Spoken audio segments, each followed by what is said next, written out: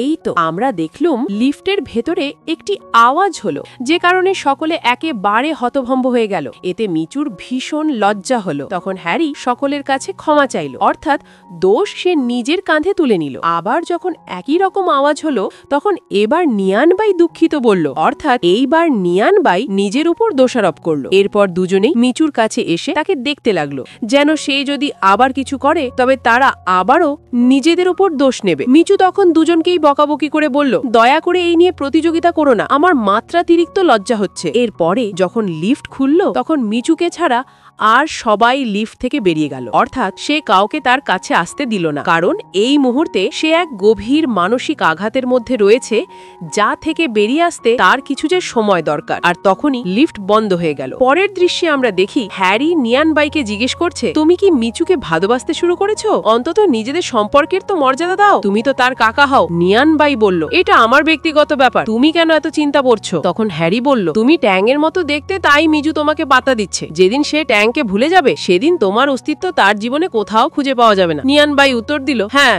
সেসব পরে দেখা যাবে। পরের দিন আমরা দেখি মিচু একেবারে স্বাভাবিক হয়ে গেছে। সে তার সংস্থায় পৌঁছতেই তার সহকারী তাকে একটি খারাপ খবর দিল, অর্থাৎ একটি গয়নার সংস্থা ঠিক তাদের অনুরূপ নকশা বাজারে এনেছে। তাদের নিজস্ব সংস্থারই কোনো এক কর্মী নকশাগুলি চুরি করে বিক্রি করে দিয়েছে। এই কথা শুনে মিচু খুব চিন্তিত হয়ে পড়ল, কারণ যে নকশাগুলি চুরি হয়েছে সেগুলি মিচুর কিছুদিন পর চালু করার কথা ছিল। এই নিয়ে তার চুক্তিও হয়ে গেছিল এবং সে সকলকে এই বিষয়ে জানিয়েও দিয়েছিল। তাই সে সিসিটিভি ফুটেজ দেখতে গেল, কিন্তু অনেক খোঁজাখুঁজির পরেও সে কিছুই খুঁজে পাচ্ছিল না। তাই সে নিয়ানবাইয়ের কাছে সাহায্য চাইল। সে বলল, আমি শুধু তোমাকেই বিশ্বাস করি, তাই দয়া করে আমাকে সাহায্য করো। নিয়ানবাই এমন ভান করতে লাগলো যেন তার কাছে এত সময় নেই যে সে মিচুর কাজে সাহায্য করবে। তখন মিচু বলল, আমি নিজেই দেখেছি, তুমি মাত্র 1-2 ঘন্টা ল্যাপটপে কাজ করো, তারপর সারাদিন অলস বসে থাকো। তাই বেশি নাটক করো না, আর চুপচাপ আমার সাথে বসে ফুটেজ দেখতে সাহায্য করো। নিয়ানবাই তখন নিজেই মিচুকে চুম্বন করে বলল, ঠিক আছে, এবার আমি তোমাকে সাহায্য করব। এরপর আর কি, দুজনে সারা রাত জেগে ফুটেজ দেখলো। সেখানে নিয়ানবাই খেয়াল করলো যে একটি ফুটেজ থেকে কয়েক মিনিটের অংশ উধাও, তাই নিশ্চিত ভাবি ঠিক এই সময়টাই চুরি হয়েছে। মিচুও মনোযোগ সহকারে সেই ক্লিপটি দেখতে লাগলো।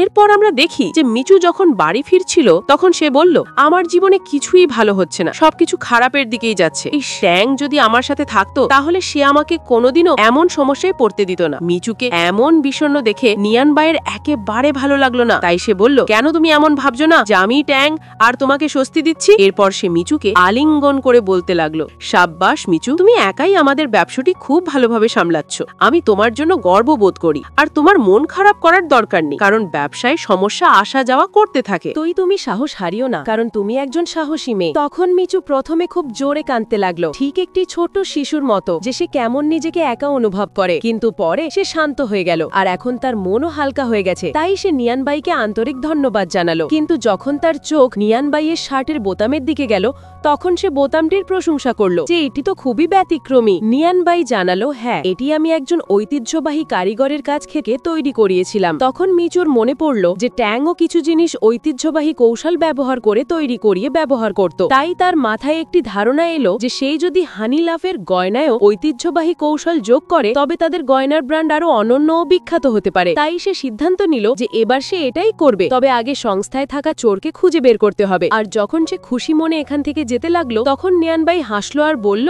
এই মেয়েটি সত্যিই সবার চেয়ে আলাদা ও অসাধারণ, অর্থাৎ কয়েক মিনিটের মধ্যেই মন খারাপ করে আর কয়েক মিনিটের মধ্যেই খুশিও হয়ে যায়। এরপর রাতে আমরা নিয়ানবাইকে সেই সংস্থার সাথে কথা বলতে দেখি যারা মিচুর নকশাগুলি বাজারে এনেছে। এখানে নিয়ানবাই মিস্টার লুইসে যে কথা বলছিল, আর যেহেতু তার বড় বড় সংস্থাগুলির সাথে যোগাযোগ রয়েছে, তাই একটু সতর্ক বার্তা দেওয়ার পরই নিয়ানবাই জানতে পারলো যে আসলে কারা মিচুর নকশা চুরি করে তাদের কাছে বিক্রি করেছে। এরপর অন্ধকারে আমরা একটি মেয়েকে দেখি যে ভয় পেয়ে আবার কিছু পরীক্ষা করতে এসেছিল যে উল্টো দিকের সংস্থাটি যেন তার নাম এদেরকে না বলে দেয়। আর ঠিক তখনই আলো জ্বলে উঠলো, আর মিচুও সেখানে এসে বলল, খেলা শেষ, কারণ আমরা জানতে পেরেছি যে চোর তুমিই ছিলে। ফ্ল্যাশব্যাক থেকে আমরা জানতে পারলাম যে কিভাবে নিয়ানবাই সমস্ত সত্য মিচুকে জানাচ্ছিল, যা সে উল্টো দিকের সংস্থা থেকে জানতে পেরেছিল। তখন মিচু অবাক হয়ে গেল যে তার এত বড় বড় সংস্থার সাথে যোগাযোগ কিভাবে হলো, বিশেষত গয়নার সংস্থাগুলির সাথে সাথে? তখন নিয়ানবাই মনে মনে বলল, এটা বোঝা তোমার কম মন নয়, কারণ এত ইঙ্গিত দেওয়ার পরেও যখন তুমি বুঝতেই পারোনি যে আমি মিস্টার লুই, তাহলে আর এখন কি বুঝবে? বর্তমানে দেখানো হলো সেই মেয়েটি অস্বীকার করতে লাগলো যে আমি কিছুই করিনি। তোমাদের কাছে কি প্রমাণ আছে যে চুরি আমিই করেছি? তখন হ্যারি সেখানে এসে মোবাইল দেখিয়ে বলতে লাগলো, এই নাও প্রমাণ, যেখানে তোমাকে নকশা চুরি করতে স্পষ্ট দেখা যাচ্ছে, কারণ আমি মুছে ফেলা ফুটেজটিও উদ্ধার করিয়েছি। সবকিছু নিজের বিপক্ষে যেতে দেখে সেই মেয়েটি ক্ষমা চাইতে লাগলো, কিন্তু মিচু বলল, আমি তোমাকে বরখাস্ত করছি, পাশাপাশি তোমার বিরুদ্ধে আইনি ব্যবস্থাও নেওয়া হবে, তাই তোমার উকিল খুঁজে নাও। তখন সেই মেয়েটি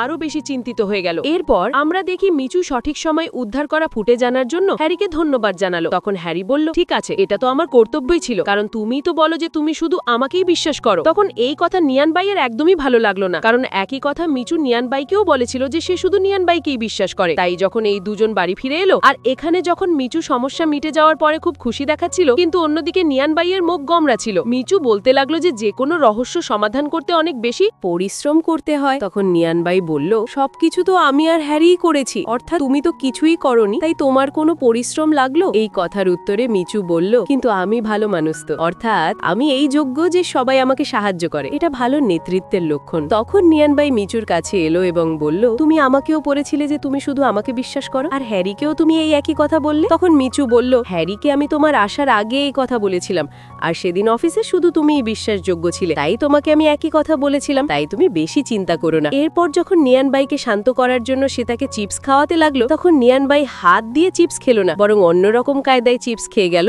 এই বলে যে এইবার তো মাফ করে দিচ্ছি, কিন্তু পরের বার করবো না। তখন নিয়ানবাইয়ের এমন করার কারণে মিচু হতবাক হয়ে বসে রইল। অন্যদিকে আমাদের দেখানো হলো যে মেয়েটি চুরি করেছিল, সে পুরো ঘটনা মিস রোজকে জানাচ্ছিল যে কিভাবে তাদের পুরো পরিকল্পনাটি নষ্ট হয়ে গেছে। তখন মিস রোজের খুব রাগ হলো, এর মানে এই সবকিছু মিস রোজ করাচ্ছিল। এরপর আমাদের দেখানো হলো যে মিচু আর নিয়ানবাই দুজনেই এক কারিগরের কাছে এসেছে, কিন্তু তিনি সহযোগিতা করতে সোজা মানা করে দিলেন, এই বলে যে তোমাদের মতো এখানে অনেক সংস্থা আসে যাদের আমি সরাসরি বারণ করে দিই, কারণ তোমরা শুধু নিজেদের স্বার্থ দেখো, আমাদের প্রতিভার কদর কখনো করো না। আর যখনই দরজা বন্ধ করতে যাচ্ছিলেন, তখনই মিচু দরজা বন্ধ হতে আটকাতে নিজের হাত সামনে করলো, তাই নিয়ানবাইও তৎক্ষণাৎ নিজের হাত এগিয়ে দিল। মিচুর হাতকে বাঁচাতে গিয়ে তার হাতেই আঘাত লাগলো। এখন আমরা দেখি যে মিচু কিভাবে নিয়ানবাইয়ের ওষুধ লাগাচ্ছে এবং বলছে যে তোমার হাত সামনে করা উচিত হয়নি, এখন দেখো কতটা চোট লেগেছে তোমার। নিয়ানবাই মিচুর কাছে এসে জিজ্ঞেস করলো, তুমি কি আমার জন্য চিন্তা করছো? ঠিক তখনই সেই কাকা সেখানে এলেন এবং এই দুইজনকে চলে যেতে বললেন। তিনি বললেন, এখন ওষুধ লাগিয়েছো, তাই তোমরা দুজন এখান থেকে চলে যাও, কারণ আমার তোমাদের সাথে কোনো সহযোগিতার কথা বলার নেই। মিচু অনুরোধ করতে লাগলো, দয়া করে আজ রাতে আমাদের এখানে থাকতে দিন, কারণ অনেকটা দেরি হয়ে গেছে আর আমরা অনেক দূর থেকে এসেছি। এরপর সে নিয়ানবাইকেও অভিনয় করতে বলল। নিয়ানবাই তার হাতে ব্যথার অভিনয় করতে লাগলো। তখন কাকা বললেন, ঠিক আছে, তোমরা দুজনে আজ রাতে এখানে থাকতে পারো, আমি তোমাদের থাকার জন্য একটি ঘর দেব। মিচু জিজ্ঞেস করলো, মাত্র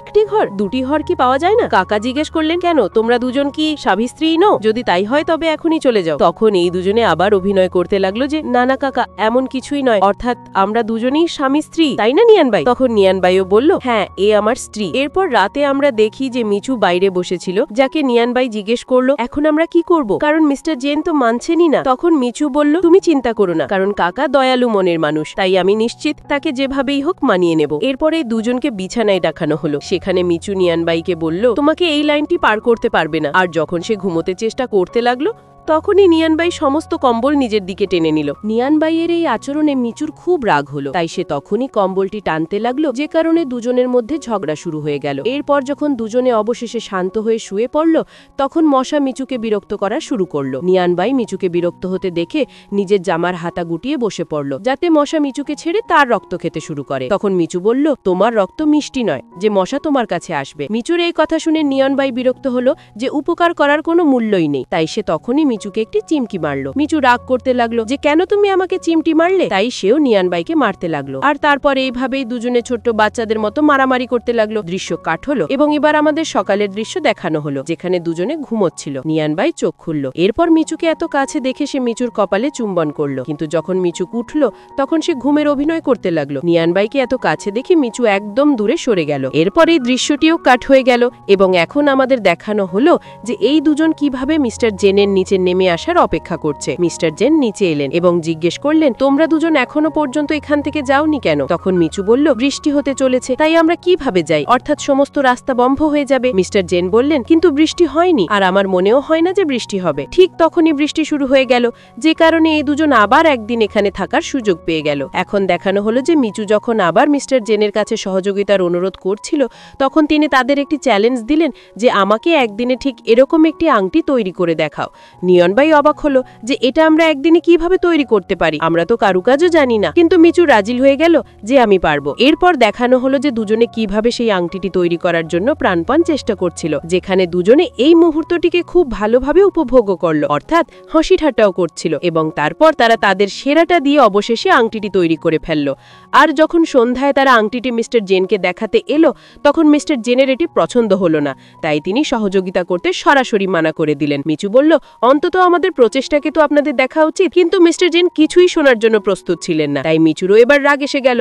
তাই সে নিয়ানবাইয়ের সাথে একা মিস্টার জেনের সমালোচনা করতে লাগলো যে তিনি খুব খারাপ, জানি না কেন আমাদের এত ঘৃণা করছেন, কিন্তু আমি যেভাবেই হোক তাকে মানিয়েই ছাড়বো। এর পরের দৃশ্যে আমাদের দেখানো হলো যে হ্যারিও সেখানে চলে এসেছে। হ্যারিকে দেখে মিচু খুব খুশি হলো, কিন্তু নিয়ানবাই জিজ্ঞেস করলো, তাহলে তুমি কিভাবে জানলে যে আমরা এখানে আছি? এই কথার উত্তরে হ্যারি কিছু বলার আগেই মিস্টার জেন বলতে লাগলেন যে হ্যারি খুব ভালো মানুষ, সেই গ্রামের উন্নয়নে অনেক সাহায্য করতে চলেছে। আসলে হ্যারি এই সব কিছু এই জন্যই করছিল যাতে মিস্টার জেন মিচুর সাথে সহযোগিতা করার জন্য রাজি হয়ে যান। এরপর হ্যারি মিচুকে বলল, আমি এখানকার অতিথিশালায় 3টি ঘর বুক করে দিয়েছি, তাই এখন তোমাদের এখানে থাকার দরকার নেই। তখন নিয়ানবাই মানা করতে যাচ্ছিল যে মিচু কোথাও যাবে না, কিন্তু নিয়ানবাই কিছু বলার আগেই মিচু রাজি হয়ে গেল। এরপর পরের দিন আমরা দেখি যে নিয়ানবাই নিজের ঘর থেকে বাইরে এসেছে এবং সে মিচুকে শুভ সকাল বলার জন্য তার ঘরে যাচ্ছিল। কিন্তু যখনই সে দরজায় টোকা দিল এবং হ্যারি দরজা খুলল, তখনই নিয়ানবাইয়ের হোশ উড়ে গেল যে তুমি মিচুর ঘরে কি করছো, তুমি কি সারা রাত এখানেই ছিলে? আর ঠিক